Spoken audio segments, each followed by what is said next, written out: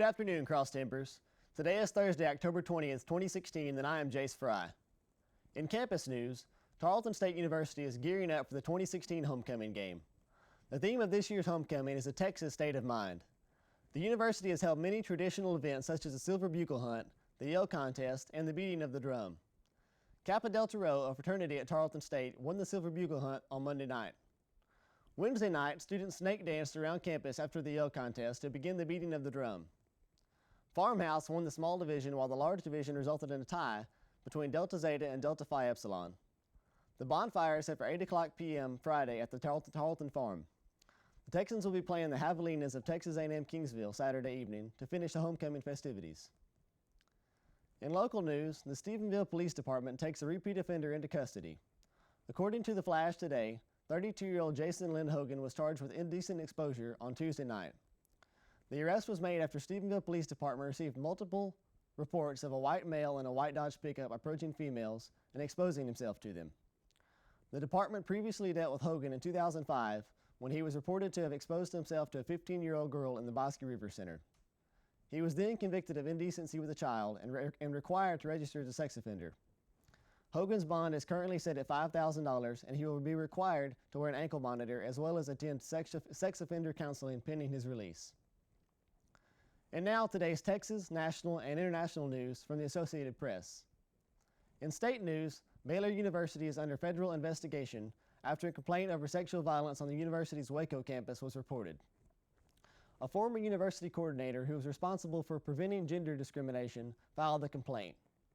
The Office for Civil Rights for the U.S. Department of Education will investigate the university. The office released a statement saying it will collect and analyze all relevant evidence to develop its findings. This complaint is another sexual case being reported after sexual assault allegations were brought up against the Baylor football program and were not fully investigated earlier this year. For today's national and international news, we turn to the AP News Minute. This is AP News Minute. Republican presidential nominee Donald Trump refused to say Wednesday night that he will accept the results of next month's election if he loses to Hillary Clinton. The Democratic nominee declared Trump's resistance horrifying during the final presidential debate before the election. 5 battalions of Iraqi Special Forces troops moved toward the Islamic State group held Bartella near the city of Mosul Thursday morning. Bartella has been under the group's rule for more than 2 years and is believed to be completely empty of civilians, according to Iraqi officials.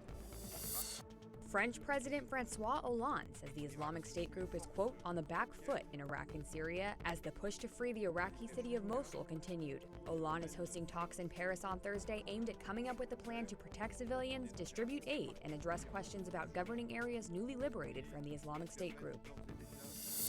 More than 2,000 automobiles damaged in the continent's worst ever earthquake were pushed over an Anchorage cliff after the 1964 tumbler because there was nowhere else to put them.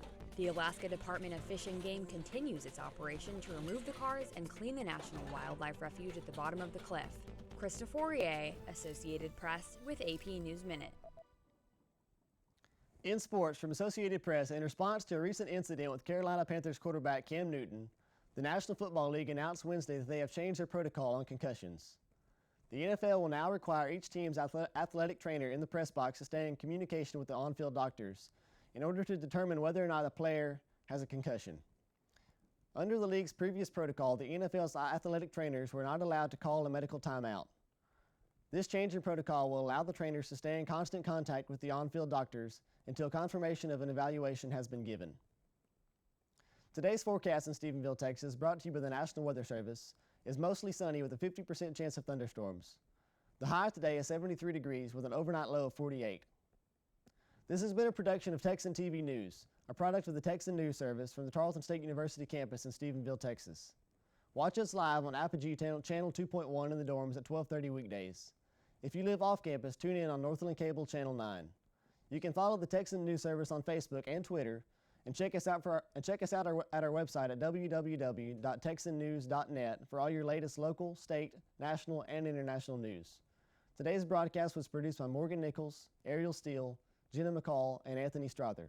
I am Jace Fry. Have a wonderful day, Texans.